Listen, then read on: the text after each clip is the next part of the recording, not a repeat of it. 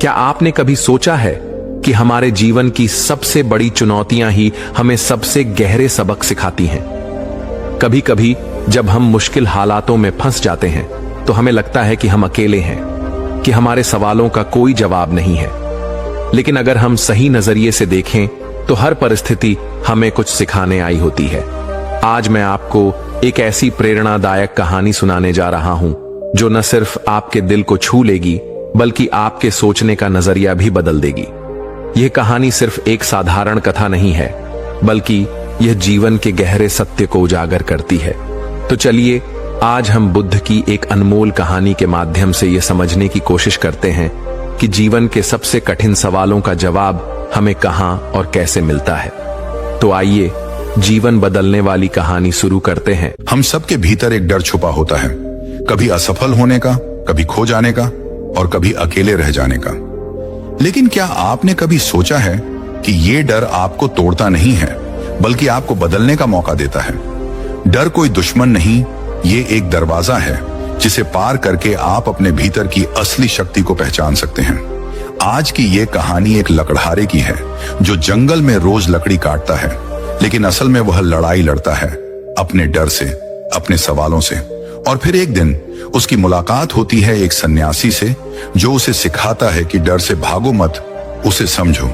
अगर आप भी अपने डर से लड़ना चाहते हैं, अगर आप भी अपने जीवन में बदलाव चाहते हैं, तो इस कहानी को अंत तक जरूर सुनिए। ये सिर्फ कहानी नहीं है, ये जीवन का आईना है। जब भी कोई इंसान अपने साथ अकेले में समय बिताता है, तभी उसके दिमाग में नाना प्रकार की चिंताएं जन्म लेने लगती हैं। मनुष्य की प्रवृत्ति ही ऐसी है कि वो ज्यादातर समय नकारात्मक ही सोचता है। अपने लक्ष्य को कैसे प्राप्त किया जाए, ये सोचने की जगह है। वह ये सोचता है कि अगर लक्ष्य पूरा नहीं हुआ तो मैं क्या करूंगा। और इस प्रकार की नकारात्मक विचारधारा के कारण जीवन पर अंत डर डर कर जीता रहता है। अगर पूरी बुद्धिमानी और सजगता के साथ इस डर को समझाना जाए तो यही डर इंसान के पतन का कारण बनता है। ऐसा मनुष्य जो खुद पर संदेह करता है, खुद पर संदेह करता है, भला वो कैसे सफल हो सकता है। लेकिन बुद्धिमानी से अगर इस डर का उपयोग किया जाए तो यही डर उसकी सबसे बड़ी ताकत बन सकता है। काश केवल एक बार उसने खुद पर विश्वास किया होता तो उसे मालूम होता है कि उसके डर में ही उसकी ताकत कर रहस्य छुपा हुआ है। ये कहकर सन्यासी चुप हो गया और चुपचाप अपने कदमों पर ध्यान लगाते हुए जंगली घास पर से आगे बढ़ने लगा। संध्या का समय था। सन्यासी और एक लकड़हारा जंगल में से होकर एक गांव की तरफ निकाल रहे थे। सन्यासी के ये शब्द लकड़हारा को कुछ समझ में नहीं आए। वो सोच रहा था कि डर में ताकत कैसे हो। शक्ति है, डर तो आदमी को कमजोर बनाता है। अपने मन की उत्सुकता को जब वह काबू नहीं कर सका तो उसने सन्यासी से पूछा कि महात्मा, आप ये क्या कह रहे हैं कि डर में ताकत होती है? डर तो आदमी को कमजोर बनाता है, उसे तो अपना डर दूर करना चाहिए। लकड़हारा अपनी बात पूरी कर पाता उससे पहले ही उसे एक शेर की दहाड़ सुनाई दी। शेर की गर्जर सुनकर लकड़हारा का रोम रोम कांप गया। उसके कान खड़े हो गए।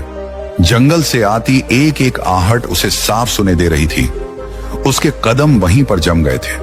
उसे पता था कि थोड़ी हरकत उसकी जान जोखिम में डाल सकती है। उसका दिल तो तेजी के साथ धड़क रहा था, लेकिन फिर भी वो अपनी सांसों पर काबू पाने का प्रयास कर रहा था।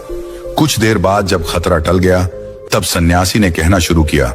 सन्यासी ने कहा कि अभी जब तुम डरे हुए थे तो तुम्हारे शरीर का रोम रोम जाग गया था। जंगल से आ रही छोटी से छोटी आहट पर भी तुम्हारा ध्यान लगा हुआ था। तो इस प्रकार अपने मन के डर के कारण तुम होश में आ पाए, तुम पूरा ध्यान लगा पाए। इससे पहले जब तक तुम्हें शेर की दहाड़ सुनाई नहीं दी थी तब तक तुम अपने विचारों में खोए हुए थे। लेकिन जैसे ही तुम्हें शेर की दहाड़ सुनाई दी वैसे ही तुम्हारे सारे विचार गायब होकर हम वर्तमान में उपस्थित हो गए थे। यदि तुम्हें अभी शेर से बचकर भागना होता या फिर उससे लड़ना होता तो तुम्हें अपने शरीर की वो क्षमता देखने को मिलती जो आज तक जीवन में तुमने खुद भी महसूस नहीं की होगी। जब कोई कुत्ता तुम्हारे पीछे दौड़ता है उसे समय तुम्हारी जो रफ्तार होती है वह तुम्हारी आम जिंदगी से कहीं ज्यादा होती है। साधारण जीवन में तुम इतने तेज नहीं दौड़ पाओगे जितना कि एक कुत्ते के सामने दौड़ पाओगे। ये ताकत या कहें कि हमारे शरीर की क्षमता अभी देखने को मिलती है। जब हमारा मन डर में होता है, किसी डरावनी परिस्थिति में हमारा मस्तिष्क और हमारा शरीर अपने उच्चतम श्रेणी में काम करता है। जो काम तुम आम जिंदगी में नहीं कर पाते वो तुम्हें डरा कर कराया जा सकता है। जहां पर भी तुम्हें डर का एहसास होता है वहीं पर तुम्हारी इंद्रियां पूर्ण रूप से सक्रिय हो जाती हैं। तुम्हारे कानों की सुनने की क्षमता तेज हो जाती है, दृष्टि एकटक हो जाती है, पूरी सजग हो जाती है, सक्रियता बढ़ जाती है और जैसे जैसे वो डर खत्म होता है वैसे वैसे तुम सूक्त अवस्था में चले जाते हो। तुम सो जाते हो और तुम्हारे इंद्रिय फिर से आराम की स्थिति में चली जाती है। सन्यासी ने लकड़हारा से कहना जारी रखा कि परीक्षा से एक दिन पहले जो याद करने की तुम्हारी गति होती है वह साधारण याद करने की क्षमता से कहीं तेज होती है। सिर्फ एक बार याद किया हुआ तुम्हें परीक्षा के समय याद रह जाता है और तुम जानते हो कि यह सब परीक्षा के डर से ही होता है। इसीलिए डर को दूर करने की जगह इंसान को यह सोचना चाहिए कि वो अपने डर को ताकत कैसे बना सकता है। जिस प्रकार सुख और दुख, प्रकाश और अंधेरा एक ही सिक्के के दो पहलू होते हैं, उसी प्रकार डर और ताकत भी एक ही सिक्के के दो पहलू होते हैं। जिस प्रकार रोशनी के बिना अंधेरा पूर्ण नहीं होता, सुख के बिना दुख पूर्ण नहीं होता, उसी प्रकार डर के बिना ताकत का भी कोई महत्व नहीं है। लकड़हारा सन्यासी के ज्ञान से बहुत प्रभावित हुआ, उनके चरणों में नतमस्तक हो गया और उनसे पूछा कि महात्मा, अंधेरे को तो दिया जलाकर रोशनी से भरा जा सकता है, लेकिन अपने डर को ताकत में कैसे बदले, इसके लिए कोई उपाय बताएं। इस पर सन्यासी ने कहा कि डर दो प्रकार के होते हैं, सबसे पहले मानसिक डर और दूसरा शारीरिक डर। सन्यासी ने लकड़हारा को समझाते हुए कहना शुरू किया कि मान लो तुम्हें जंगल से होकर गुजरना है और अचानक तुम पाते हो कि तुम्हारे मन में शेर का ख्याल आ गया। अभी तक प्रत्यक्ष रूप में शेर तुम्हारे सामने नहीं आया है, ना उसकी दहाड़ सुनाई दिए, मतलब दूर दूर तक कोई अंदेशा नहीं है कि जंगल में शेर मौजूद है, लेकिन शेर का ख्याल आने से तुम्हारे मन में एक डर पनप गया। अब तुम्हारा उठने वाला एक एक कदम उसी डर से अभिभूत होगा। हर समय तुम्हारे मन में यही ख्याल चलेगा कि कहीं शेर ना आ जाए। ये शेर वर्तमान में तुम्हारे सामने नहीं है, ये तुम्हारी बहुविश्य की कल्पना है। इसी प्रकार जो मनुष्य अतीत और भविष्य की चिंताओं में डूबा रहता है वो मानसिक डर का शिकार होता चला जाता है। इसी विडंबना के कारण वो अपने जीवन में जितने भी निर्णय लेता है वह सारे मानसिक डर से ग्रसित होते हैं। इसीलिए ज्यादातर मनुष्य पूर्ण रूप से अपने निर्णय पर भरोसा नहीं कर पाते हैं और यही निर्णय या फिर फैसला जो आधे मन से लिए जाते हैं मनुष्य के कार्य को पूरा नहीं होने देते। लेकिन यह भी सत्य है कि मानसिक डर के कारण ही इंसान अपनी तैयारी पूरी करता है। अगर तुम्हारे मन में शेर का ख्याल नहीं आएगा तो तुम शेर से सुरक्षा के लिए कोई भी कदम नहीं उठाओगे, लेकिन अगर तुम्हें शेर का ख्याल आ गया तो तुम उससे सुरक्षा के लिए कोई ना कोई तरीका जरूर अपनाओगे। तो इसीलिए मानसिक डर बेकार नहीं होता, वो आपकी सुरक्षा को और ज्यादा मजबूत भी करता है। लेकिन समस्या तब शुरू होती है जब आप चाहकर भी कुछ नहीं कर सकते, लेकिन उसके बावजूद आप मानसिक डर झेल रहे होते हो। उदाहरण के लिए कुछ मनुष्य हमेशा ये सोचते रहते हैं कि उन्हें कोई बीमारी ना हो जाए, कहीं उनके साथ कोई दुर्घटना घट जाए, कहीं उनके साथ कोई धोखा ना कर दे। लेकिन इन सब घटनाओं पर उनका कोई जोर नहीं होता है, यह उनके हाथ में नहीं होता है। अगर दुर्घटना होनी होगी तो होगी ही, अगर बीमारी होनी होगी तो होगी ही। अच्छा खान पान और अच्छी दिनचर्या का पालन करने के बाद भी अगर कोई मनुष्य बीमार हो जाता है तो यह उसके नियंत्रण के परे की बात है। अपनी तरफ से उसने पूरी कोशिश की और यही उसका कर्तव्य था, उसमें कोई कुछ क्या कर सकता है।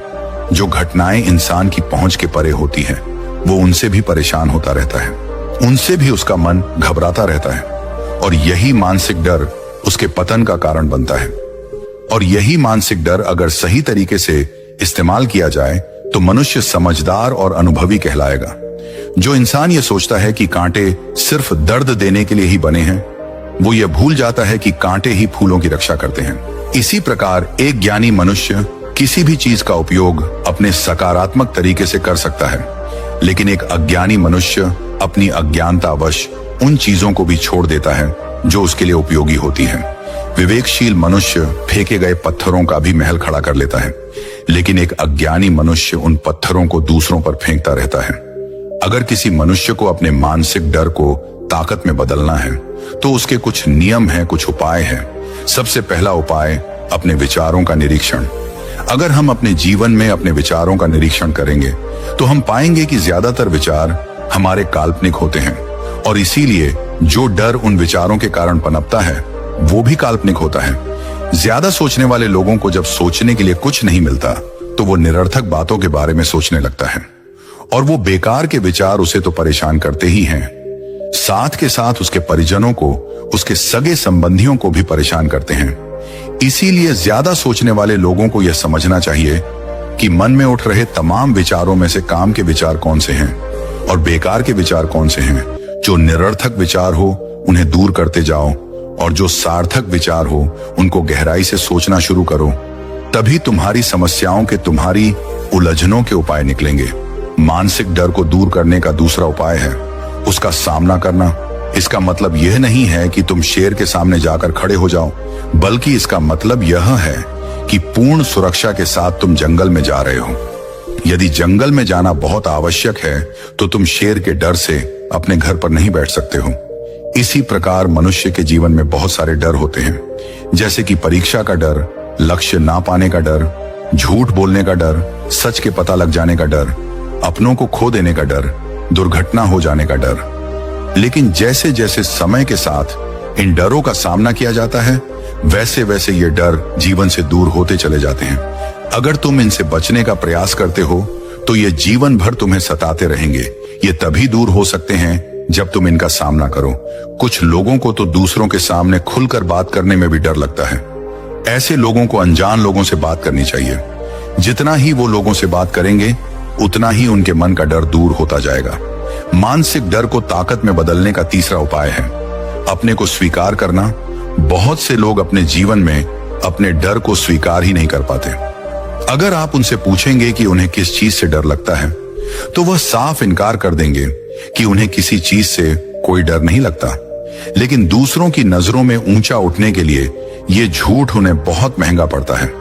अगर वो अपने डर को स्वीकार करना नहीं सीखेंगे तो वो जीवन प्रयत्न उसे डर से मुक्त नहीं हो पाएंगे।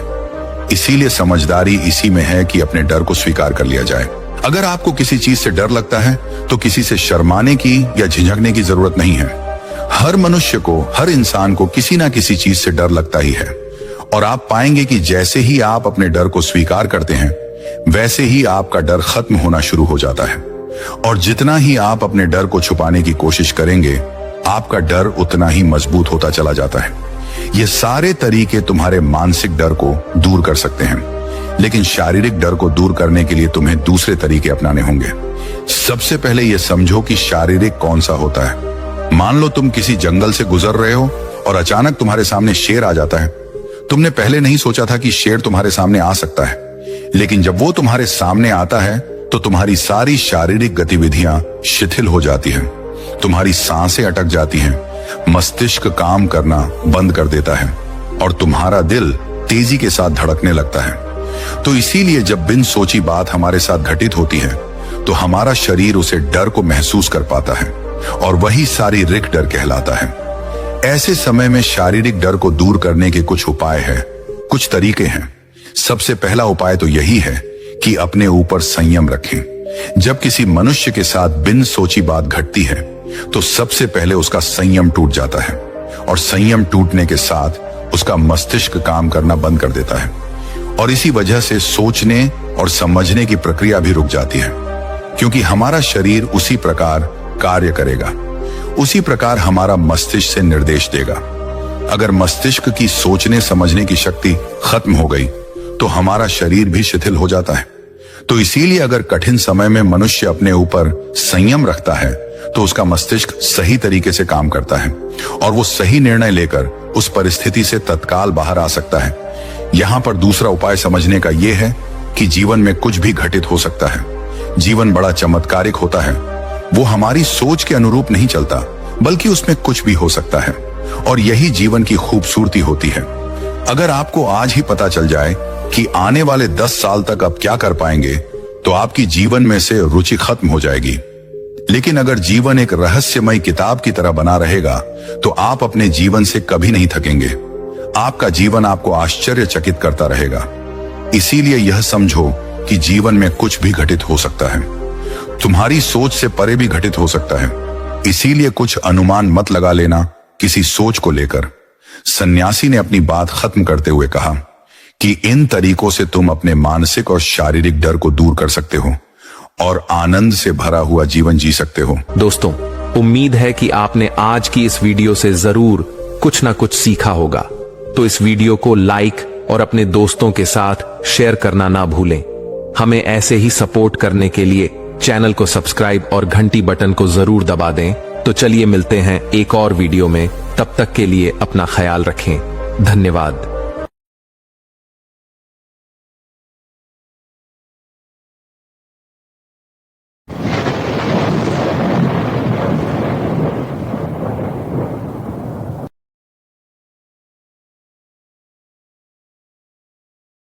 बुरे दिन कितने भी आए, लेकिन उन बुरे दिनों में भी हमेशा सकारात्मक व्यक्ति कैसे बने रहना है, ये आज के बौद्ध कहानी से हम जानेंगे। तो चलिए दर्शकों, कहानी की शुरुआत करते हैं। बहुत समय पहले की बात है। एक नगरी में एक व्यक्ति रहा करता था। वह व्यक्ति अपने जीवन में बहुत तनाव झेल रहा था। उसका पूरा जीवन मानो तनाव से ही भरा था। वह चिंतित रहता और शांत रहता था, क्योंकि उसे आलस करने की आदत थी। उसे ऐसा लग रहा था कि मानो उसका पूरा जीवन इसी तनाव में गुजर जाएगा। जब उसकी शादी नहीं हुई थी तो उसे शादी करने का तनाव था। शादी हो जाने के बाद अच्छी नौकरी और रुपए पैसे कमाने का तनाव उस पर बढ़ गया। जैसे तैसे उसे एक नौकरी मिल गई और वह कुछ पैसे भी कमाने लगा। लेकिन उसके बाद उसे और उसकी पत्नी को कोई बच्चा नहीं हो रहा था, जिस कारण उसका तनाव और बढ़ गया। कुछ सालों बाद उसके जीवन में खुशी की लहर आई। उसकी पत्नी ने एक बेटे को जन्म दिया। लेकिन अब उस बेटे के जन्म के बाद उसे अपने बेटे की भविष्य की चिंता सताने लगी। उसका तनाव और ज्यादा बढ़ गया। उसकी जिंदगी मानो एक तनाव बनकर रह गई थी। वह इस तनाव से किसी भी हालत में छुटकारा चाहता था। वह अपने जीवन को खुशी से जीना चाहता था। इसीलिए एक दिन वह अपने घर के बाहर बैठकर यही सब सोच रहा था कि वह अपने जीवन को कैसे खुशहाल बना सके, कैसे वह अपने उन सपनों को पूरा कर सके जिससे उसका भविष्य सुधर सके। तभी अचानक उसके सामने से कुछ सन्यासी गुजरे। उसने उन सन्यासियों को देखा जिनके मुख पर प्रसन्नता थी, जिनके मुख पर किसी प्रकार का कोई तनाव नहीं था। चेहरे पर वह तेज, वह शांति देखकर वह मंत्रमुग्ध हो गया। उस व्यक्ति को लगने लगा कि सन्यासियों के जीवन में कोई तनाव नहीं है, उनके जीवन में कोई कार्य नहीं है, केवल भिक्षा मांगो और चैन से जियो, और शायद यही सबसे सर्वोत्तम जीवन है। ये सारी बातें उसके मन में घर कर गईं।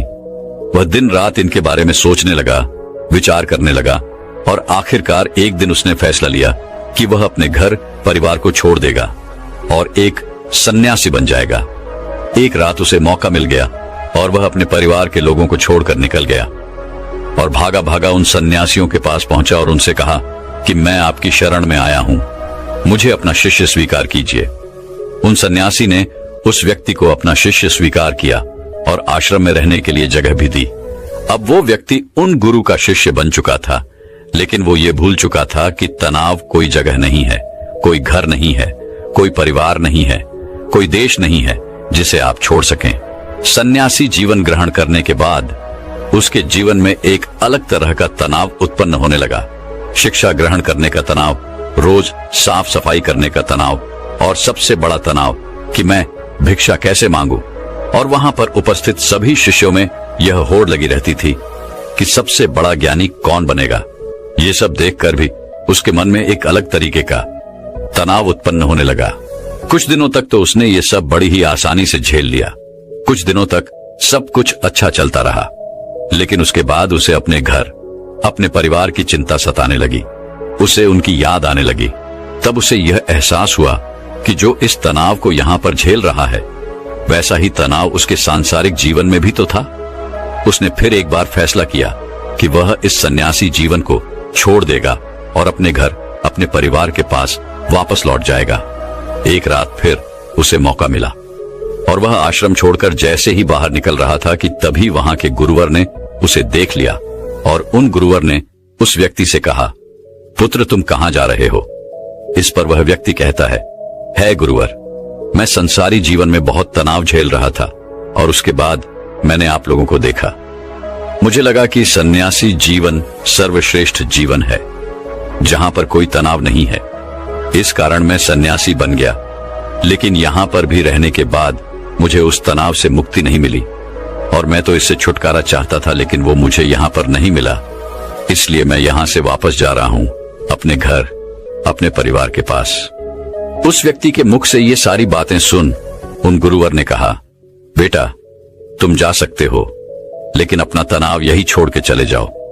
यदि तुम वापस यहां से वो तनाव लेकर अपने सांसारिक जीवन में जाओगे तो तुम कभी खुश नहीं रह पाओगे, और फिर तुम्हारा यहां पर आने का फायदा भी क्या हुआ। गुरुवर की ये सारी बातें सुन वह व्यक्ति कहता है गुरुवर, क्या आप सही कह रहे हैं? क्या मैं यह तनाव यहीं पर छोड़कर जा सकता हूं? क्या मुझे इस तनाव से मुक्ति मिल सकती है? इस पर उन गुरुवर ने उस व्यक्ति से कहा, हाँ क्यों नहीं, लेकिन उससे पहले तुम्हें मेरे लिए एक काम करना होगा। तुम किसी एक ऐसे व्यक्ति को ढूंढ लाओ जिसके जीवन में कोई तनाव ना हो, कोई समस्या ना हो, वह अपने जीवन खुश और खुशहाल तौर पर जी रहा हो। जब तुम ऐसे किसी व्यक्ति को मेरे पास ले आओगे तो मैं तुम्हें चिंता और तनाव से मुक्ति दिला दूंगा और तुम वापस अपने घर की ओर जा सकोगे। फिर तुम भी अपने जीवन को खुशी और खुशहाल तौर पर जी सकोगे। गुरुवर की यह सारी बातें सुन वह व्यक्ति बड़ा ही प्रसन्न हुआ और एक ऐसे व्यक्ति की तलाश में निकल पड़ा जिसका जीवन खुशी और खुशहाली से बीत रहा हो, जिसके जीवन में कोई तनाव ना हो, जिसके जीवन में कोई चिंता ना हो। वह व्यक्ति कई गांव में गया, कई नगरों में घूमा, बहुत से लोगों से मिला, अनेकों दरवाजे खटखटाए, लेकिन उसे ऐसा कोई आदमी नहीं मिला जो यह कह सके कि उसके जीवन में कोई तनाव नहीं है, उसके जीवन में कोई चिंता नहीं है। बल्कि तनाव और चिंता की बात करते ही लोग उसे अपनी समस्याओं के बारे में और बढ़ा चढ़ाकर बताया करते थे। वह उसे अपनी चिंताओं और तनाव के बारे में कुछ ऐसे बताते मानो सबसे बड़ी समस्या उन्हीं के सर पर मढ़ दी गई है। धीरे धीरे कई दिन बीत गए, लेकिन उसे ऐसा कोई व्यक्ति नहीं मिला जिसके जीवन में कोई तनाव ना हो।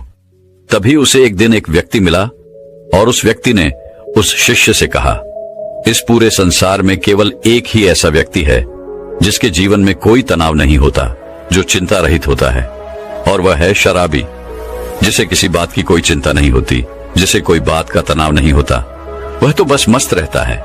जब उस शिष्य ने उस व्यक्ति के मुख से ये सारी बातें सुनी तो वह शिष्य एक शराबी व्यक्ति के पास गया और उससे जब उसने यह पूछा कि क्या तुम्हारे जीवन में कोई तनाव है, तो शराबी ने नशे में यह कहा कि यह तनाव क्या होता है, यह तनाव किस चिड़िया का नाम है, मुझे नहीं पता। यह सुन शिष्य बड़ा ही प्रसन्न हुआ। उसे लगा कि उसे अब वह व्यक्ति मिल चुका है जिसके द्वारा वह चिंता मुक्त हो सकता है। तभी उस शराबी ने उस शिष्य से कहा, मुझे तो बस एक ही बात की चिंता सताती रहती है कि अगली सुबह की मदिरा का इंतजाम मैं कहां से करूं। मेरे पास जो धन था वो तो मैंने खर्च कर दिया, मेरी पत्नी के पास जो धन था वो मैंने उससे छीन लिया, अब मेरे पास कोई धन नहीं बचा। क्या तुम्हारे पास कोई धन है? ये सुन उस शिष्य की हिस्से की सारी खुशी मनोबल पल भर में गायब हो गई और धीरे धीरे रात होने आ चुकी थी। वह शिष्य हताश होकर एक मंदिर में जा बैठा। तभी वहां पर एक छोटा सा लड़का आया और उस लड़के ने उस शिष्य से कहा, हे गुरुवर, मुझे जोरों की भूख लगी है, क्या आपके पास खाने के लिए कुछ है? इस पर शिष्य कहता है, इतने छोटे से बालकों और तुम्हें अभी से चिंता सता रही है तो बड़े होकर तुम्हारा क्या हाल होगा। इस पर उस छोटे से लड़के ने कहा, है गुरुवर है, ये चिंता या तनाव नहीं है, या तो भूख है, मुझे जोरों की भूख लगी हुई है। यदि आपके पास खाने के लिए कुछ है तो कृपया करके मुझे कुछ दे दीजिए। उस बच्चे के मुख से ये सारी बातें सुन वह शिष्य एक बार फिर से बड़ा प्रसन्न हुआ और उसने अपने थैले में जो 2 रोटियां रखी हुई थी उस बालक को थमा दी। जैसे ही उस बालक ने वह भोजन पूरा कर लिया, उसके बाद वह उस शिष्य से कहता है गुरुवर, न जाने मेरे अगले दिन के भोजन का क्या होगा, मुझे इसकी चिंता सता रही है, क्या आप कल भी मेरे लिए भोजन ला सकते हैं? यह सुन वह व्यक्ति एक बार फिर से निराश हो गया। वह भागा भागा अपने गुरुवर के पास पहुंचा और उनसे कहने लगा है, गुरुवर, मैंने बहुत ढूंढा, मैंने हर जगह तलाश किया, कई नगर देखे, कई गांव में गया, लेकिन मुझे कोई ऐसा व्यक्ति नहीं मिला जिसके जीवन में कोई तनाव ना हो, जो अपने जीवन को सुखी और खुशहाल तौर पर जी रहा हो। हर किसी को किसी न किसी चीज की चिंता अवश्य सता रही है। कोई अपनी चिंताओं को लेकर बैठा हुआ है तो कोई अपने तनाव से जूझ रहा है। जिसके पास धन नहीं है वह धन चाहता है, जिसके पास धन है वो और अत्यधिक धन चाहता है। जिसके पास प्रेम नहीं है वह प्रेम चाहता है, और जिसके पास प्रेम है वह अत्यधिक प्रेम से भी चिंतित है। किसी के पास काम नहीं है तो वह इसलिए चिंतित है क्योंकि उसके पास कोई काम नहीं, और किसी के पास काम है तो वह इसलिए चिंतित है कि उसी के पास अत्यधिक काम है। जो कोई बीमार है वह इस बात से चिंतित है कि उसका स्वास्थ्य कब सुधरेगा, और जो व्यक्ति पूरी तरह से स्वस्थ है उसे इस बात का तनाव है कि कहीं वह बीमार न पड़ जाए। इसी प्रकार हर व्यक्ति तनाव से ग्रसित है, और सभी के जीवन में चिंताएं ही चिंताएं भरी हुई हैं। इससे छुटकारा पाना नामुमकिन है। तभी उन गुरुवर ने कहा, इससे छुटकारा संभव है और इससे छुटकारा पाया जा सकता है, मगर इसके लिए तुम्हें कुछ समझना पड़ेगा। इस पर वह व्यक्ति उन गुरुवर से कहता है, क्या है गुरुदेव, मुझे ऐसा क्या समझना पड़ेगा? मैंने हर जगह देखा, कोई ऐसा व्यक्ति मुझे नहीं मिला जिसके जीवन में कोई तनाव ना हो, तो आप मुझे कैसे चिंता मुक्त कर सकते हैं? इस पर गुरुवर ने कहा, जो मैं तुम्हें समझाने की कोशिश कर रहा हूं उसे तुम ठीक से समझने की कोशिश करना। उन गुरुवर ने कुछ गीली लकड़ियां अपने आश्रम के पास से उठाई और उन्हें उस शिष्य के सामने रख दिया और कहा, इसमें आग लगा दो। उस शिष्य ने काफी कोशिश की, लेकिन उन गीली लकड़ियों में भला कहां आग लगने वाली है। पर शिष्य परेशान हो गया, लेकिन उसमें आग नहीं लग पाई। इस पर उसने गुरुवर को कहा, है गुरुदेव, इन गीली लकड़ियों में आग नहीं लग सकती, इसमें आग लगाना संभव ही नहीं।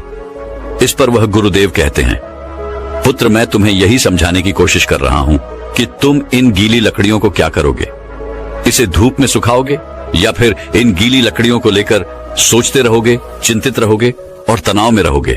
तुम चाहो तो इन्हें धूप में सूखा सकते हो, लेकिन इसमें थोड़ा सा समय लगेगा। और यदि तुम चिंता की जगह चिंतन करो, तब तुम ये जरूर समझ सकते हो कि तुम इसकी जगह पर कुछ सूखी लकड़ियों का इंतजाम कर सकते हो और जिनमें आग लगाना भी संभव होगा।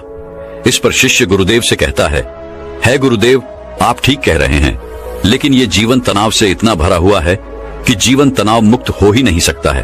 और ऐसा क्या है कि हम अपने जीवन को तनाव मुक्त जी पाए? वह शिष्य की ये सारी बातें सुनकर उन गुरुवर ने कहा, है पुत्र, इस जीवन में कोई तनाव नहीं है। बाहरी तौर पर कोई भी तनाव उत्पन्न नहीं होता। जो भी तनाव उत्पन्न होता है वह हमारे भीतर की ओर होता है। चिंता तुम भीतर की ओर करते हो, और जहां चिंता और तनाव उत्पन्न होता है वहां सफलता नहीं होती, कार्य सही नहीं होते, हमारी मानसिक स्थिति भी सही नहीं होती, जिस कारण हमारे सारे कार्य बिगड़ने लग जाते हैं और हम और भी ज्यादा तनाव महसूस करने लगते हैं और भी ज्यादा चिंतित रहने लगते हैं। आगे वह गुरुदेव अपने शिष्य से कहते हैं, यदि चीजें हमारे मुताबिक होने लगे तो हम अपने जीवन में कभी भी तनाव महसूस ही नहीं करेंगे और न ही हम कभी चिंता करेंगे, और हमारा जीवन भी खुशी और खुशहाल तौर पर चलता रहेगा। हमें चिंता करने की कोई आवश्यकता नहीं पड़ेगी। जैसे यदि ये लकड़ियां सूखी मिल जाएं, तो मैं इनमें आसानी से आग लगा सकता हूं और मेरे भीतर किसी प्रकार का कोई तनाव उत्पन्न ही नहीं हो पाएगा। तो हमारा तनाव इन लकड़ियों के स्वभाव पर निर्भर करता है। यदि कोई इस बात को पहले से ही स्वीकार कर ले कि जीवन में यदि हमें हमेशा सूखी लकड़ियां नहीं मिलती, तो तुम पहले से ही उन सूखी लकड़ियों का इंतजाम कर लोगे। और जो इस बात को स्वीकार कर लेता है, अगर उसे सूखी लकड़ियां ना भी मिले तो वह धैर्य रखता है, सब्र रखता है और उन गीली लकड़ियों को सुखाने का पूरा प्रयास भी करता है, न कि उन गीली लकड़ियों को लेकर हाथ पर हाथ धरे बैठ जाता है और अलग अलग चिंताओं में डूब जाता है कि सूखी लकड़ियां मुझे क्यों नहीं मिली और आखिर उसे क्यों मिली, आखिर कब तक ऐसा चलता रहेगा, मेरा क्या होगा, हमेशा मेरे साथ ऐसा ही क्यों होता है। इस तरह की सोच रखने वाले लोग हमेशा तनावग्रसित रहते हैं, चिंतित रहते हैं और अपने जीवन को कभी भी खुशी और खुशहाल तौर पर नहीं जी पाते। हमारा यह जीवन बड़ा ही अनमोल है। इस जीवन में कुछ समस्याएं होती हैं, तो कुछ समस्याएं हम खुद उत्पन्न कर लेते हैं, जबकि ये समस्याएं वास्तविकता में होती ही नहीं। इस पर वह शिष्य कहता है गुरुवर, आप क्या कहना चाहते हैं? जरा स्पष्ट तौर पर बताइए, मैं आपकी बात समझ नहीं पाया। तभी वह गुरुर कहते हैं, अच्छा मुझे यह बताओ, तुम अपने परिवार को छोड़कर यहाँ पर सन्यासी बनने क्यों आए थे? शिष्य ने कहा, गुरुवर, मेरे जीवन में बहुत तनाव था। इसका जवाब देते हुए गुरु ने कहा, तो क्या इस जीवन में कोई तनाव नहीं है? इस पर शिष्य ने कहा, है गुरुदेव, यहाँ पर भी तनाव है, जिस कारण मैं यह सन्यासी जीवन छोड़कर वापस अपने परिवार के पास लौटना चाहता हूं।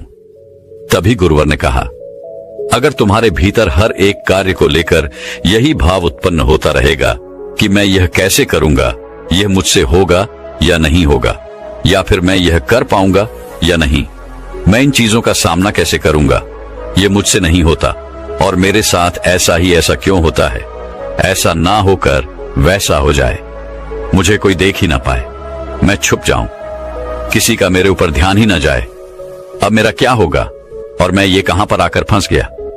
ये सारे भाव तुम्हारे मन के हैं।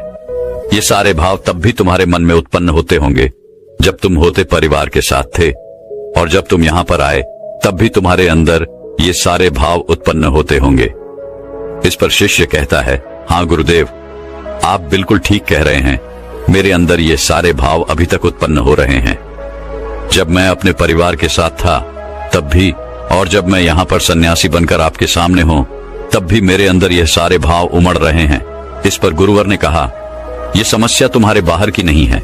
यदि तुम कोई जगह छोड़ दो, कोई स्थान छोड़ दो, तो ये समस्या कभी खत्म नहीं होने वाली। ये समस्या तुम्हारे भीतर है कि तुम्हारा ही किया धरा हुआ है। तुमने बेवजह ही अपने मन में एक तनाव बना रखा हुआ है, क्योंकि तुम्हें कल्पना में जीना अच्छा लगता है, काल्पनिक सोच रखना अच्छा लगता है। तुम उन बातों को लेकर चिंतित रहते हो जो तुम्हारे जीवन में कभी घटित होने की संभावना ही नहीं है। ऐसी सोच रख के तुम चिंताग्रस्त रहते हो, पर तुम्हारा तनाव कभी खत्म नहीं होता। जिस दिन तुम ये समझ जाओगे कि हर समस्या का समाधान होता है और उस समाधान तक पहुंचने के लिए हमें कोई न कोई कर्म करने ही पड़ते हैं, और उन कर्मों का एक परिणाम भी होता है, तो उस दिन तुम्हारे जीवन में कोई तनाव नहीं रहेगा, तुम चिंता रहित हो जाओगी। इस पर वह शिष्य कहता है, हाँ गुरुदेव, आप बिल्कुल सही कह रहे हैं। जब मैं यहाँ पर आया था उससे ठीक पहले मुझे एक छोटा सा बालक मिला था। उस बालक को जोरों की भूख लगी थी। जब उससे मैंने कहा कि तुम इतने छोटे से बालक हो और तुम्हारे जीवन में अभी से तनाव है, अभी से चिंता है, तो तुम्हारा आगे क्या होगा? इस पर उस बालक ने जवाब दिया था, है गुरुवर, ये कोई चिंता नहीं, कोई तनाव नहीं, बल्कि यह तो भूख है। तब मैं ये बात समझ नहीं पाया था कि समस्या तो भूख है, तनाव और चिंता का कोई समाधान नहीं हो सकता, लेकिन भूख का समाधान अवश्य हो सकता है। मित्रों, क्या आप भी अपने जीवन में किसी प्रकार की चिंता और तनाव से जूझ रहे हैं? क्या आप भी छोटी छोटी बातों को लेकर हजार तरह के विचार उत्पन्न कर लेते हैं और उन विचारों को लेकर चिंतित रहते हैं? ऐसे नकारात्मक विचार जो कभी भी आपके जीवन में घटित हो ही नहीं सकते, ऐसे विचारों को आप अपने मन ही मन पालते रहते हैं। ऐसे नकारात्मक विचार, नकारात्मक बातें आप अपने दिमाग पर बढ़ाते रहते हैं, तो इन विचारों का क्या लाभ? क्या आपको अभी भी लगता है कि आपके जीवन में समस्याएं हैं और उसका समाधान नहीं मिल रहा है? क्या आपको भी यही लगता है कि आपके साथ ऐसा क्यों हो रहा है? तो मित्रों, केवल एक समस्या का समाधान ढूंढिए, उन हजारों विचारों का नहीं, क्योंकि वो हजारों विचार आपके बनाए हुए काल्पनिक विचार हैं और वो आपको कभी भी आगे नहीं बढ़ने देंगे। वो आपसे बस यही कहेंगे कि ये आपसे नहीं हो पाएगा और आप उनकी बातें मान लेते हैं।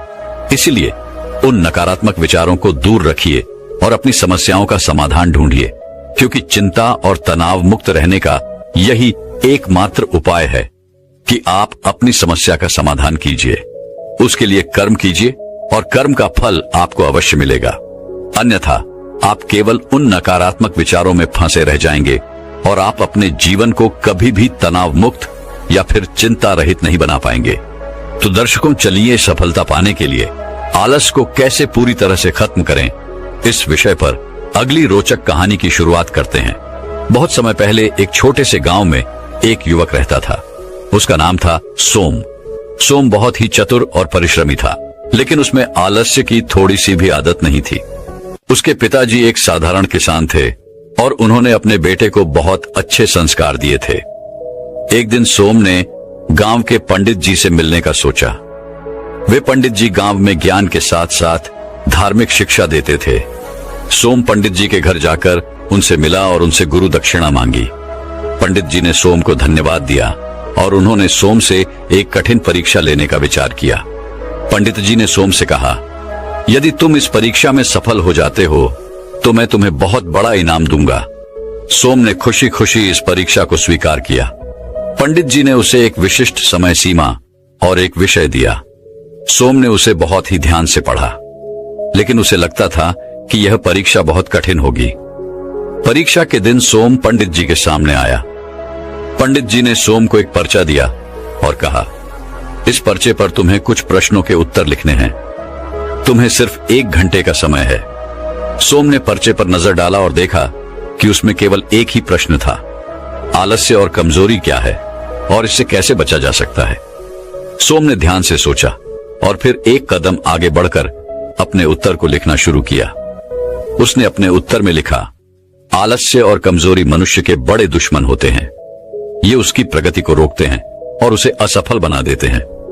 इन्हें दूर करने के लिए मनुष्य को प्रेरित होना चाहिए और प्रयत्नशील होना चाहिए। आलस्य को हरा देने के लिए हमें सक्रिय और कर्मठ बनना चाहिए। कमजोरी को दूर करने के लिए हमें अपनी शक्तियों को अच्छे से पहचानना चाहिए और उनका सही उपयोग करना चाहिए। पंडित जी ने सोम के उत्तर को पढ़ा और बहुत ही प्रसन्न हुए। उन्होंने कहा, सोम, तुम्हारा उत्तर बहुत ही अद्भुत है। तुमने आलस्य और कमजोरी के विषय में बहुत ही सार्थक और गहराई से विचार किया है। तुम्हारा यह उत्तर मुझे यह दिखाता है कि तुम एक उत्साही और प्रेरित व्यक्ति हो। पंडित जी ने सोम को एक बड़ी संख्या में धनराशि दी और उसे बधाई दी। सोम ने धन्यवाद कहकर उस धन को ले लिया और घर वापस चला गया। इस कथा से हमें यह सीख मिलती है कि आलस्य और कमजोरी को हराने के लिए हमें सक्रिय और प्रेरित रहना चाहिए। हमें अपनी शक्तियों को पहचानना चाहिए और उनका सही उपयोग करना चाहिए। इसके लिए हमें प्रतिदिन प्रयत्नशील रहना चाहिए और हमेशा अच्छे लक्ष्यों की ओर बढ़ना चाहिए। सोम ने पंडित जी के घर से धन के साथ ही उनकी उत्तम सलाह भी प्राप्त की। पंडित जी ने उसे न सिर्फ धन दिया, बल्कि उसे आलस्य और कमजोरी को परास्त करने के लिए उपायों के बारे में भी बताया। पंडित जी ने सोम से कहा, बेटा, आलस्य और कमजोरी को परास्त करने के लिए तुम्हें सच्चे और प्रेरित बनना होगा। तुम्हें हर समय प्रेरित और कार्यशील रहना होगा। ध्यान दो, आलस्य और कमजोरी कभी भी तुम्हारे मन को अवरुद्ध कर सकते हैं। इन दोनों को हराने के लिए तुम्हें अपनी सोच को सकारात्मक और उत्साही बनाना होगा। इसके लिए तुम्हें अपनी मनोशक्ति और सकारात्मकता का अभ्यास करना होगा। ध्यान दो, आलस्य और कमजोरी कभी भी तुम्हें तुम्हारे लक्ष्यों से हटा सकती है। इसलिए तुम्हें हमेशा अपने लक्ष्यों को स्पष्ट और साफ रखना चाहिए। तुम्हारे पास जीवन में बहुत सारे संघर्ष होंगे, लेकिन तुम्हें हमेशा सकारात्मक और प्रेरित बने रहना होगा। जब तुम सकारात्मक रहोगे, तब तुम्हें हर बाधा को पार करने की क्षमता मिलेगी। इसलिए आलस्य और कमजोरी को हराने के लिए तुम्हें सक्रिय और उत्साही बनना होगा। सोम ने पंडित जी की सलाह को गहराई से सुना और उसने उनके वचनों को अपने दिल में समाहित किया। वह जान गया कि आलस्य और कमजोरी को हराने के लिए उसको हमेशा सकारात्मक और प्रेरित रहना होगा। इसके लिए उसने नियमित अभ्यास करना और अपने लक्ष्यों की ओर बढ़ना शुरू किया। सोम ने पंडित जी के उपदेश को मानकर आलस्य और कमजोरी को अपने जीवन से बाहर निकाला और उसने अपने लक्ष्यों को हासिल करने के लिए प्रेरित और कार्यशील रहना शुरू किया। नियमित व्यायाम न केवल शारीरिक स्वास्थ्य को बल्कि मानसिक स्वास्थ्य को भी बढ़ावा देता है। नियमित व्यायाम करने से आपकी शक्ति और सामर्थ्य बढ़ती है, जिससे आप आलस्य से निपट सकते हैं। योग, ध्यान, जॉगिंग या किसी भी व्यायाम को अपने दैनिक जीवन में शामिल करें। सही आहार खाना आपके शारीरिक और मानसिक स्वास्थ्य के लिए बहुत महत्वपूर्ण है। हमारे शरीर को ऊर्जा और पोषण की आवश्यकता होती है, जो सही आहार से पूरी होती है। फल, सब्जियां, अनाज, प्रोटीन और हरे पत्ते शामिल करें। तेजी से प्रसंस्करण, तली हुई और पैकेजिंग किए गए खाद्य पदार्थों की बजाय नाश्ता और भोजन का प्राथमिकता दें। स्वाध्याय और संशोधन नई चीजों को सीखना और अपने मन को स्वाध्याय द्वारा संशोधित करना भी आज को आलस्य से मुक्ति प्रदान कर सकता है। नई कौशल सीखें, पुस्तकें पढ़ें और अपने होने वाले लक्ष्यों को प्राप्त करने के लिए कोर्सेज लें। सकारात्मक सोच आपके दिमाग को स्वस्थ रखने में मदद कर सकती है और आपको आलस्य से बचा सकती है। अपने मन में प्रतिदिन सकारात्मक और उत्साही विचार लाएं। अपने सपनों को पूरा करने के लिए प्रेरित रहें और अपने उद्देश्यों को हासिल करने के लिए पूरी तरह से प्रतिबद्ध रहें। समय प्रबंधन, समय का अच्छी तरह से प्रबंधन करना आलस्य को कम कर सकता है। अपने कार्यों को अच्छे से आयोजित करें और नियमित अवधि में विभाजित करें। मानसिक स्वास्थ्य का ध्यान रखें। ध्यान, मनोविज्ञान और स्वाध्याय के माध्यम से अपने मानसिक स्वास्थ्य का ध्यान रखना भी आपको आलस्य से बचा सकता है। संगठन कौशल विकसित करें। अपने कामों को संगठित रूप से करने के लिए संगठन कौशल को विकसित करें। एक अच्छे संगठन में आपको अपने कार्यों को प्राथमिकता देने और उन्हें सही तरीके से पूरा करने में मदद मिलेगी। सामाजिक संबंधों का महत्व समझें। सामाजिक संबंध भी आलस्य और कमजोरी को दूर करने में महत्वपूर्ण भूमिका निभाते हैं। सही सामाजिक संबंधों के बीच रहकर आप अपने आप को प्रेरित और सक्रिय रख सकते हैं। संतुलित जीवन शैली अपनाएं। संतुलित जीवन शैली अपनाना भी आपको आलस्य और कमजोरी से बचाने में मदद कर सकता है। पर्याप्त आराम, सही खानपान और मनोरंजन के साथ संतुलित जीवन शैली का पालन करें। स्व प्रशंसा करें। स्व प्रशंसा आपको अपने आप की कार्यशैली को समझने और बढ़ावा देने में मदद कर सकती है। आपने जो भी काम किया है उसे स्व प्रशंसा करें और अपने आप को प्रेरित करें कि आप और बेहतर कर सकते हैं। संगत का चयन करें। अपने आसपास के लोगों का चयन करें जो आपको प्रेरित करते हैं और आपकी ऊर्जा को बढ़ावा देते हैं। सकारात्मक और ऊर्जावान लोगों के साथ समय बिताएं जो आपकी प्रेरणा बनेंगे। स्व नियंत्रण बनाएं। आपको अपने जीवन पर नियंत्रण बनाए रखना होगा।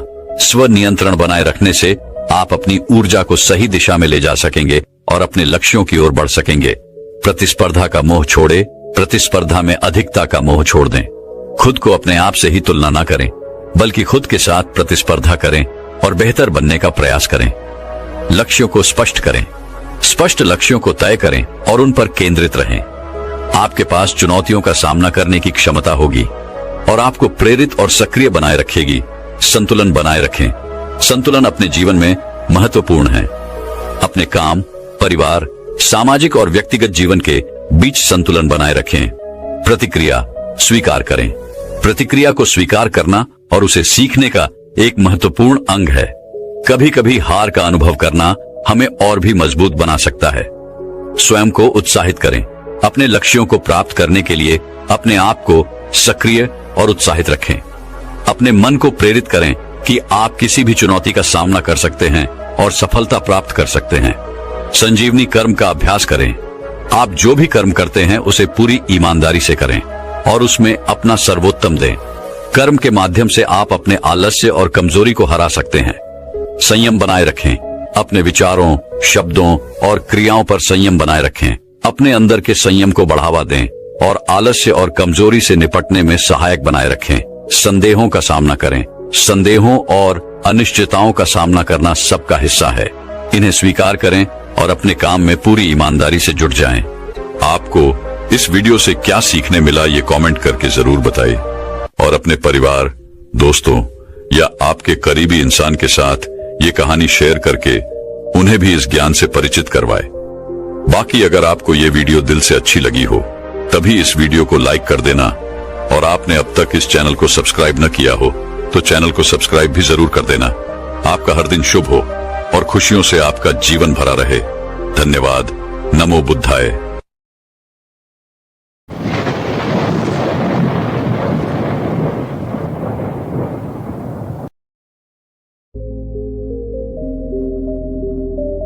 क्या आपने कभी सोचा है कि हमारे जीवन की सबसे बड़ी चुनौतियां ही हमें सबसे गहरे सबक सिखाती हैं?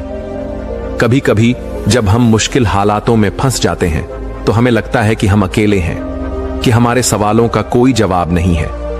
लेकिन अगर हम सही नजरिए से देखें तो हर परिस्थिति हमें कुछ सिखाने आई होती है। आज मैं आपको एक ऐसी प्रेरणादायक कहानी सुनाने जा रहा हूं जो न सिर्फ आपके दिल को छू लेगी बल्कि आपके सोचने का नजरिया भी बदल देगी। यह कहानी सिर्फ एक साधारण कथा नहीं है, बल्कि यह जीवन के गहरे सत्य को उजागर करती है। तो चलिए आज हम बुद्ध की एक अनमोल कहानी के माध्यम से यह समझने की कोशिश करते हैं कि जीवन के सबसे कठिन सवालों का जवाब हमें कहां और कैसे मिलता है। तो आइए जीवन बदलने वाली कहानी शुरू करते हैं। दोस्तों, एक युवक ने अपने जीवन में सफलता प्राप्त करने का दृढ़ संकल्प कर लिया। बड़ी लगन और धैर्य के साथ उसने आश्रम से शिक्षा प्राप्त की। शिक्षा की समाप्ति के बाद उसने नौकरी खोजना प्रारंभ कर दिया ताकि पारिवारिक जिम्मेदारी का निर्वाह वह बहुत ही अच्छे तरीके से कर सके। इतनी अच्छी शिक्षा प्राप्त करने के बाद भी उसका यह दुर्भाग्य रहा कि उसे कहीं भी काम नहीं मिला। नौकरी की तलाश में वह जगह जगह भटकता रहा, खूब प्रयास किए, किंतु हर स्थान से उसे निराशा ही मिली। अच्छी बात यह थी कि युवक ने मात्र किताबी शिक्षा ग्रहण नहीं की थी, अपितु जीवन में कैसे धैर्य रखा जाए यह भी सीखा था। यही वजह रही कि वह हर परिस्थिति का सामना बड़े ही अच्छे तरीके से कर लेता। लेकिन कब तक यह करता, हर एक संघर्ष की सीमा होती है। दोस्तों, यह बात सत्य है कि जब तक सफलता नहीं मिलती है तब तक आपकी मदद करने कोई नहीं आता है। आप दर दर की ठोकरें खाते रहेंगे, पर कोई पूछने वाला नहीं रहेगा कि आप कैसे हैं, आप परेशान हैं कि नहीं हैं। यह कोई नहीं आपसे पूछेगा। यह जीवन की सच्चाई है। हां, लेकिन जब आप कामयाब बन जाएंगे, जब आपके पास पैसा रहेगा, तो 10 से 20 लोग आपके आगे पीछे घूमते रहेंगे। तो तमाम तरह के लोग आपसे रिश्ता भी रखना चाहेंगे। तब दूर के लोग भी आपसे कहेंगे कि आप उनके बहुत ही करीबी रिश्तेदार हैं। हर कोई आपसे एक झूठा रिश्ता लेकर जोड़ने लगेगा। ध्यान रहे, जो लोग आपके पैसे को, आपकी कामयाबी को देखकर आपसे जुड़ते हैं, वह कभी भी आपके अपने नहीं हो सकते। जो मुसीबत के समय में जब आप निर्धन हैं, गरीब हैं, लाचार पड़े हुए हैं, उस वक्त कोई अगर आपको सहारा दे, उस वक्त कोई अगर आपके साथ खड़ा रहे, तो समझ लीजिए कि वही आपका सच्चा और अपना साथी है।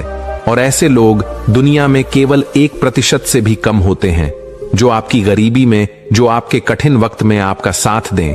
लेकिन आप सबसे ज्यादा उन लोगों के लिए परेशान रहते हैं जो कभी आपके अपने हैं ही नहीं। वह युवक हार थक के परेशान होकर के एक रास्ते से गुजर रहा था। रास्ते में उसे से एक आश्रम दिखाई पड़ा। उस आश्रम के बाहर एक महात्मा अपने शिष्यों को ज्ञान का उपदेश दे रहे थे। वे सभी शिष्य उन बौद्ध महात्मा के उपदेशों को बड़े ही ध्यान और शांतिपूर्वक सुन रहे थे। वह युवक वहीं पर रुक गया। उसने सोचा कि ऐसा क्या यहां पर चल रहा है जो कि लोग बहुत ही शांतिपूर्वक उन महात्मा का उपदेश सुन रहे हैं। उस युवक के भी मन में जिज्ञासा जाग गई कि चलकर हम भी देखते हैं कि वहां पर क्या हो रहा है।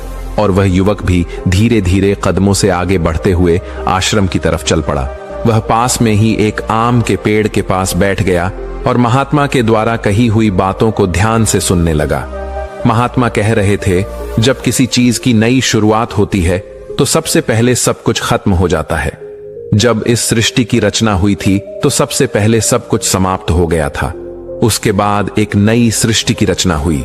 यानी जब इंसान मुसीबत के ऐसे वक्त में पहुंच जाए जब उसे लगे कि अब कुछ नहीं होने वाला है, अब मेरा कुछ नहीं हो सकता है, जीवन में वह बिल्कुल हार सा गया है, टूट जाए, लाचार हो गया हो, कोई उसकी मदद करने वाला नहीं रहे, ऐसे वक्त में अगर वह इंसान किसी से अपनी मदद भी मांगे तो लोग उसकी मदद भी करने से इनकार कर दें। महात्मा आगे कहते हैं कि ऐसे बुरे वक्त में अगर किसी को प्यास लगती है तो कोई आपको पानी देने वाला भी नहीं मिलेगा, क्योंकि बुरे वक्त में कोई भी साथ नहीं देता है। ऐसे वक्त में आप बिल्कुल टूट जाएंगे, आप जिंदगी से हार जाएंगे। लेकिन एक बात हमेशा याद रखिएगा, इसी क्षण यही सोचना है कि अब कुछ हमारी जिंदगी में बड़ा और अच्छा होने वाला है, क्योंकि बर्बादी के बाद ही नई चीज का निर्माण होता है। टूटे फूटे लोहे को गला करके एक नए लोहे का निर्माण किया जाता है। अर्थात जब आप बिल्कुल टूट जाएंगे, मुसीबत के वक्त से गुजर रहे हैं, तो यह बात दिमाग में जरूर लाएं कि अब कुछ नया होने वाला है, हमारी जिंदगी में कुछ अच्छा और बड़ा होने वाला है। यही एक उम्मीद आपको जिंदा रखेगी और यह बिल्कुल सत्य बात है। देखना, अगर तुम ऐसे वक्त में हो जहां पर कोई तुम्हारी मदद नहीं कर रहा है, कहीं से मदद की कोई भी उम्मीद नहीं है, तो समझ लेना कि अब कुछ बड़ा और अच्छा होने वाला है। क्योंकि जितना आप टूट सकते थे, अब आप टूट गए हैं। इससे ज्यादा आप नहीं टूट सकते। ऊपर वाला आपको जरूर कुछ बड़ा देने वाला है। यही सब बोल करके गुरुजी अपने उपदेश को विराम देते हैं। बोलते हैं कि शिष्यों, आज के लिए बस इतना ही। अब तुम सब दूसरे दिन इसी समय पर आना, फिर हम आगे की बात करेंगे। सभी शिष्य अपने अपने आश्रम में चले जाते हैं।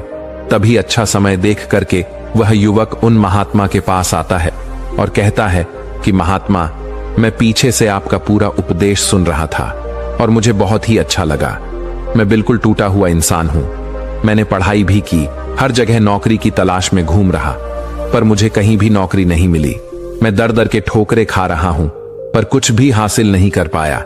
लेकिन आपने जो बातें बोली, उससे मुझे कुछ काम करने की हिम्मत मिली और आपकी बातें बिल्कुल सही हैं।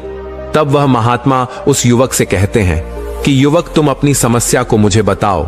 तब वह युवक कहता है कि हे महात्मा, मैंने आश्रम से शिक्षा प्राप्त की, उसके बाद हम घर पर आ गया और हमारे घर पर पैसों की जरूरत थी, जिसकी वजह से हम बाहर कमाने के लिए निकल पड़े। लेकिन मैं जहां पर भी नौकरी की तलाश में गया, मुझे वहां से नौकरी नहीं मिली, जिस वजह से मैं बहुत ही परेशान है। गुरुवर, कृपया मेरा मार्गदर्शन करें ताकि मैं अपने जीवन में सफलता की नई बुलंदियों को हासिल कर सकूं। फिर वह बौद्ध महात्मा उस युवक से कहते हैं कि आज हम तुम्हें कुछ छोटी छोटी बातें बता रहे हैं, जिन्हें अगर तुम अपनी जिंदगी में अपनाते हो तो तुम्हें सफल होने से कोई नहीं रोक सकता, और हर सफल व्यक्ति यही करता है। मैंने बहुत से लोगों को शिक्षा दी है, लेकिन मेरे जो शिष्य मेरी इन 7 बातों को अपने जीवन में अपना लिए, वह आज अपना नाम इस संसार में कमा रहे हैं।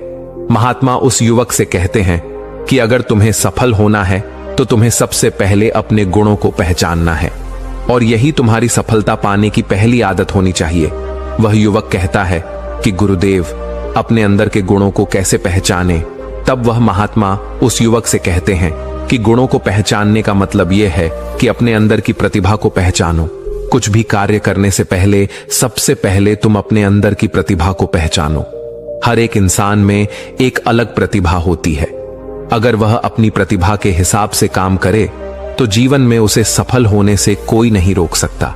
मैं तुम्हें एक उदाहरण के माध्यम से समझाने का प्रयास करता हूं। अगर मैं तुमसे यह पूछूं कि यह आम का पेड़ है जो तुम्हें दिखाई दे रहा है, अगर मैं इस पर सभी जानवरों को चढ़ने के लिए बोलूं कि इस पेड़ पर सबसे पहले कौन चढ़ेगा? चलो मान लेते हैं यहां पर बंदर, भालू, हिरण, हाथी, घोड़ा, गिलहरी, सभी लोग आ गए। तो अब तुम मुझे यह बताओ कि इस पेड़ पर सबसे पहले कौन चढ़ेगा? तो वह युवक कहता है कि महात्मा, इस पेड़ पर तो गिलहरी सबसे पहले चढ़ जाएगी, वह झट से ऊपर तक चढ़ जाएगी। इसके बाद बंदर चढ़ जाएगा, लेकिन घोड़ा नहीं चढ़ सकता, हाथी नहीं चढ़ सकता, तमाम जानवर इसमें फेल हो जाएंगे। तब वह बौद्ध महात्मा कहते हैं कि तुमने बिल्कुल सही कहा। यही हाल हम सबकी भी जिंदगी में होता है। हम सबके भी अंदर एक अलग अलग प्रतिभा होती है, लेकिन हम उस प्रतिभा को पहचानने का प्रयास ही नहीं करते हैं। हम सब अपनी प्रतिभा के हिसाब से चलते ही नहीं हैं। हम लोगों के हिसाब से खुद को ढालने का प्रयास करते हैं और हम औरों जैसा बनने लगते हैं। इस दुनिया में जितने भी सफल लोग हुए हैं, अगर तुम उनको ठीक ढंग से पहचानोगे तो तुम पाओगे कि वह अपनी प्रतिभा के हिसाब से काम किए हैं, तभी वे आगे चलकर अपनी जिंदगी में कामयाब हुए हैं। हर कोई इस पेड़ पर नहीं चढ़ सकता। ठीक उसी प्रकार तुम सबसे पहले अपने अंदर के प्रतिभा को पहचानो। तुम यह देखो कि तुम किस चीज में माहिर हो। अगर तुम अपनी प्रतिभा के हिसाब से काम करोगे, उस प्रतिभा को पहचान लोगे, तो तुम जिंदगी में बहुत आगे जाओगे। फिर तुम्हें सफल होने से कोई नहीं रोक सकता है। लगभग 98% लोग यही करते हैं कि वे दूसरों जैसा बनने का प्रयास करते हैं। किसी ने उन्हें कहा तो वे उसके जैसा ही बनने लगते हैं, जबकि जो 1% लोग होते हैं वही सफल हो पाते हैं, क्योंकि वे अपने प्रतिभा के हिसाब से काम करते हैं। वे अपने अंदर की प्रतिभा को पहचान लेते हैं, फिर वे उसके हिसाब से उस कार्य को करते हैं और अंत में उन्हें सफलता भी मिलती है और वे लोग जिंदगी में बहुत ही आगे जाते हैं।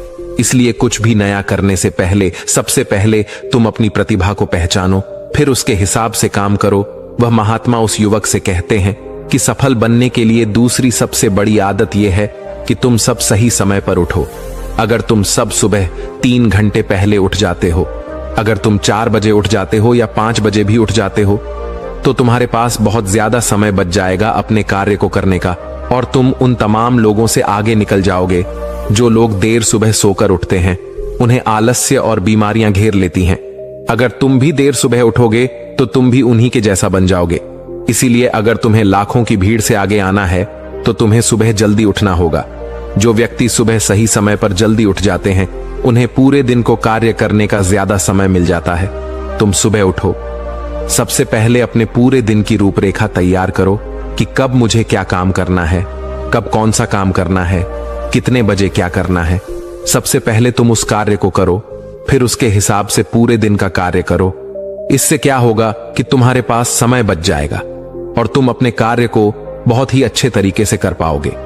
जो लोग यह कार्य नहीं करते हैं वह जब अपना कुछ कार्य पूरा कर लेते हैं, खाली बैठ जाते हैं, तो वह यह सोचते हैं कि अब उन्हें क्या करना चाहिए। इससे उनका समय बर्बाद होता है, और जो भी व्यक्ति अपना समय बर्बाद करता है वह अपनी जिंदगी में कभी भी आगे नहीं बढ़ पाएगा। इसलिए सुबह उठकर के सबसे पहले अपनी एक रूपरेखा तैयार करो कि हमें दिन में क्या काम करना है और क्या नहीं करना है, फिर उसके हिसाब से तुम कार्य करो। महात्मा उस युवक से कहते हैं कि अगर तुम्हें अपनी जिंदगी में सफल होना है तो मैं तुम्हें तीसरी आदत बता रहा हूं जिसे तुम जरूर अपनाना। वह यह है कि अपनी विचार शक्ति का उपयोग करो। जो भी तुम अपनी जिंदगी में पाना चाहते हो उसे तुम सुबह उठ करके एक बार जरूर सोचो। तुम यह अनुभव करो कि वह चीज तुम्हें मिल रही है। भले ही वह चीज तुम्हें मिली ना हो, लेकिन तुम उसके बारे में सोचना शुरू करो, और इतना सच्चाई के साथ सोचो कि ऐसा लगे कि तुम्हें वह चीज मिल रही है। उस चीज को पाने का अभ्यास करो, और यह काम तुम्हें सुबह उठ करके ही करना है, और जब रात को तुम सोने जाते हो तब भी तुम्हें यह करना है। धीरे धीरे वह चीज तुम्हारी तरफ आकर्षित होने लगेगी। इसे ही आकर्षण का नियम कहते हैं। व्यक्ति को जो भी चीज अपनी जिंदगी में पाना है उसे उसके बारे में बहुत ही सच्चाई और गहराई के साथ आभास करना है कि उसे वह चीज मिल रही है। फिर क्या होगा कि यह प्रकृति, यह ब्रह्मांड खुद तुम्हारे लिए वह चीज भेजेगा, क्योंकि वह चीज तुम्हारी तरफ आकर्षित होने लगेगी। इसे ही आकर्षण का नियम कहते हैं। तो तुम्हें इस आकर्षण के नियम का पालन करना है। अगर तुम इसका सही से अभ्यास करते हो तो धीरे धीरे तुम जो भी चीज पाना चाहते हो वह चीज तुम्हें मिलने लगेगी। महात्मा उस युवक से कहते हैं कि सफल बनने के लिए चौथी आदत है जो तुम्हें मैं बता रहा हूं, वह यह है कि सकारात्मक सोच के साथ आगे बढ़ो। महात्मा युवक से कहते हैं कि जिंदगी में अगर तुम्हें कामयाबी पानी है, तुम्हें सफल होना है, तो अपनी सोच को सकारात्मक करो, क्योंकि सकारात्मक सोच से ही एक अच्छी बुद्धि का विकास होता है। सकारात्मक सोच से ही तुम कुछ अच्छा और बड़ा सोच पाओगे। जब कोई व्यक्ति नकारात्मक सोचता है या किसी दूसरे के बारे में सोचता है तो वह अपने कार्य को ठीक ढंग से समझ नहीं पाएगा और अपने कार्य पर ध्यान भी नहीं दे पाएगा, क्योंकि उसका दिमाग तो किसी और चीज में लगा हुआ है और वह यह काम सही तरीके से नहीं कर पाएगा। इसलिए तुम किसी के बारे में बुरा ना सोचो, भले ही वह तुम्हारा दुश्मन ही क्यों ना हो। इससे क्या क्या होगा कि तुम्हारा अपने कार्य पर से ध्यान हटने लगेगा, और जब तुम्हारा अपने कार्य पर से ध्यान हटने लगेगा तो तुम धीरे धीरे असफल होते जाओगे। इसलिए अगर जीवन में सफल होना है तो तुम सकारात्मक सोच के साथ आगे बढ़ो। तुम इन सब की फालतू की बातें सोचने में अपना समय व्यर्थ मत करना कि कौन तुम्हें गिराने की कोशिश कर रहा है, कौन तुम्हारे प्रति अच्छा है, कौन बुरा है। यह सब सोचने का समय नहीं है। बस तुम्हें अपने कार्य को अच्छे तरीके से आगे करते जाना है। देखना, जो तुम्हारे आलोचक होंगे, जो तुम्हें नीचा गिराने की कोशिश करेंगे, धीरे धीरे वह सब तुम्हारे रास्ते से हट जाएंगे, क्योंकि जिस भी व्यक्ति के मन में नकारात्मक बातें होती हैं, जो भी व्यक्ति किसी को गिराने की कोशिश करता है, वह कभी भी अपनी जिंदगी में आगे नहीं बढ़ सकता। इसलिए अगर तुम्हें सफल होना है तो तुम एक सकारात्मक सोच के साथ आगे बढ़ो, क्योंकि सकारात्मक सोच से ही तुम्हें आगे सफलता मिलने वाली है। और तुम्हारे जीवन में जो नकारात्मक लोग हैं, जो नकारात्मक बातें करते हैं, तुम उनसे दूरियां बना लेना। महात्मा 5वीं बात बताते हुए कहते हैं कि युवक, अगर तुम्हें अपनी जिंदगी में सफल होना है तो अपने राज्य किसी को मत बताओ। अगर तुम जो भी काम करना चाहते हो तो यह राज्य किसी को भी मत बताना, क्योंकि अगर तुम अपने राज्य किसी को बता दोगे तो तमाम लोगों को पता चल जाएगा कि तुम क्या करने वाले हो, और अभी तो तुम अपने कार्य की शुरुआत ही नहीं की हो, लेकिन तमाम लोग आपको गिराने की कोशिश करने लगेंगे, तो इससे तुम्हारा कार्य भी सही तरीके से सही समय पर पूरा नहीं हो पाएगा और तुम परेशान होते जाओगे। इसलिए अगर तुम्हें अपने जीवन में कुछ करना है, कुछ पाना चाहते हो, तो तुम्हें बिल्कुल शांतिपूर्वक अपने कार्य को करना है।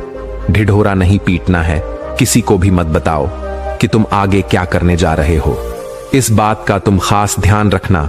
महात्मा युवक को सफल होने के लिए छठी बात कहते हैं कि कड़ी मेहनत और लगन के साथ काम करो। वह महात्मा कहते हैं कि कोई भी इंसान अगर सफल होता है तो वह अपनी कड़ी मेहनत से सफलता प्राप्त करता है। जितने भी कामयाब लोग होते हैं उन्होंने बहुत कड़ी मेहनत की है। कड़ी मेहनत सही जगह पर करनी चाहिए। ये नहीं कि तुम बस बहुत कड़ी मेहनत करते जा रहे हो लेकिन सही दिशा में नहीं कार्य को कर रहे हो, तो कड़ी मेहनत के साथ साथ सही दिशा बहुत जरूरी होती है। अगर तुम सही दिशा में कड़ी मेहनत करते हो तो तुम उस काम में कामयाब जरूर हो जाओगे, तुम्हें जरूर कामयाबी मिलेगी। इसलिए कोई भी काम हो, कितना भी बड़ा क्यों ना हो, सबसे पहले यह पता लगाओ कि इस काम को बहुत ही अच्छे तरीके से कैसे किया जा सकता है। अगर आपको यह पता चल जाए कि इस काम को अच्छे तरीके से कैसे किया जा सकता है, पूरी जी जान लगा दो सफलता को प्राप्त करने के लिए।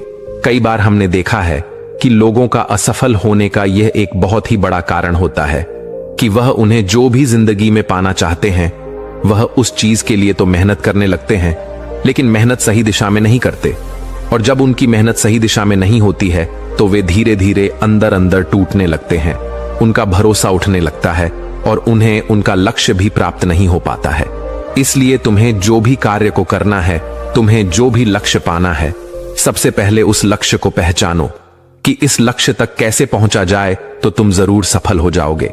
एक उदाहरण देता हूं कि मान लो ये सामने जो पहाड़ दिखाई पड़ रहा है, अगर मैं तुम्हें इस पहाड़ पर चढ़ने को बोलूं, अगर तुम सीधे चढ़ोगे तो तुम कभी भी इस पहाड़ पर नहीं चढ़ पाओगे। लेकिन अगर तुम इस पहाड़ पर चढ़ने के लिए एक अच्छा रास्ता खोजो कि सबसे जल्दी और आसान तरीके से इस पहाड़ पर चढ़ा कैसे जाए, पहाड़ पर तो तुम बड़ी आसानी से चढ़ जाओगे। लेकिन अगर तुम बिना सोचे समझे चढ़ने लगोगे तो तुम पहाड़ की चोटी पर कभी नहीं चढ़ पाओगे, और अगर चढ़ते भी हो तो तुम्हें बहुत समय लग जाएगा और तुम असफल भी हो जाओगे। यही हाल होता है हमारी जिंदगी में। हमें जो भी लक्ष्य को प्राप्त करना है, सबसे पहले उस लक्ष्य के बारे में सोचो और तुम यह पता लगाओ कि इस लक्ष्य तक कैसे आसानी से पहुंचा जाए। जब तुम यह पता लगा लोगे तो तुम अपने लक्ष्य को बड़े ही आसानी से पा लोगे। इसलिए कठिन परिश्रम के साथ साथ सही दिशा जरूर होनी चाहिए। महात्मा उस युवक को सफलता प्राप्त करने के 7वां और अंतिम सूत्र बताते हुए कहते हैं कि युवक, तुम्हें अपने शरीर का भी बहुत ख्याल रखना है, और अपने शरीर के ख्याल के लिए तुम्हें योगाभ्यास और योग की क्रिया करनी है। अगर तुम योग की क्रिया करते हो तो तुम्हारा दिमाग संतुलित रहेगा, और जब तुम्हारा दिमाग संतुलित रहेगा तो ही तुम अपने कार्य पर अच्छे तरीके से ध्यान दे पाओगे। योग की क्रिया करने से तुम्हारे अंदर का आलस्य भी दूर हो जाएगा, क्योंकि आलस्य इंसान का सबसे बड़ा दुश्मन होता है। इसलिए योगाभ्यास करके तुम अपने आलस्य को भी दूर कर दो। ठीक उसी प्रकार जब तुम अपने दिमाग को एक जगह पर केंद्रित कर लोगे, अच्छे मन के साथ कार्य करोगे, तो तुम्हें सफलता जरूर मिलेगी, क्योंकि तुमने अपनी पूरी ऊर्जा एक दिशा में लगा दी है। और जब तुम अपनी पूरी ऊर्जा एक दिशा में लगा दोगे तो उसका परिणाम तुम्हें अच्छा देखने को मिलेगा। इसलिए तुम दिन में ध्यान की क्रिया, योग्य की क्रिया जरूर करो। इससे तुम्हारा दिमाग संतुलित रहेगा, तुम्हारा दिमाग बहुत अच्छे तरीके से काम करेगा, और जब तुम्हारा दिमाग संतुलित रहेगा, बहुत अच्छे तरीके से काम करेगा, तो ही तुम कुछ नया और अच्छा सोच पाओगे, तभी जाकर तुम्हें सफलता भी मिलेगी।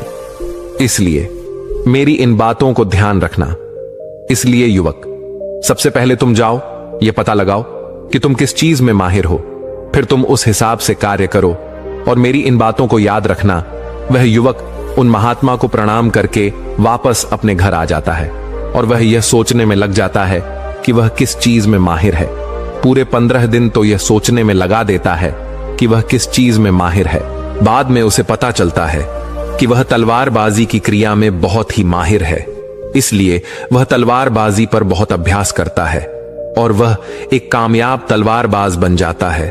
उसकी ख्याति दूर दूर तक फैल जाती है। फिर एक दिन पड़ोसी देश के राजा उसे अपने यहां सेना में नौकरी के लिए बुला लेते हैं और वह व्यक्ति अपनी स्वेच्छा से उस राजा के प्रस्ताव को स्वीकार भी कर लेता है और वह उनके यहां नौकरी के लिए सेना में भर्ती हो जाता है। राजा उस युवक को बहुत ही मान सम्मान से सम्मानित करते हैं। अब उस युवक का परिवार बहुत ही अच्छे तरीके से अपना गुजारा करने लगा। दोस्तों, सच्ची खुशी बाहरी चीजों में नहीं बल्कि हमारे भीतर संतोष में बसती है।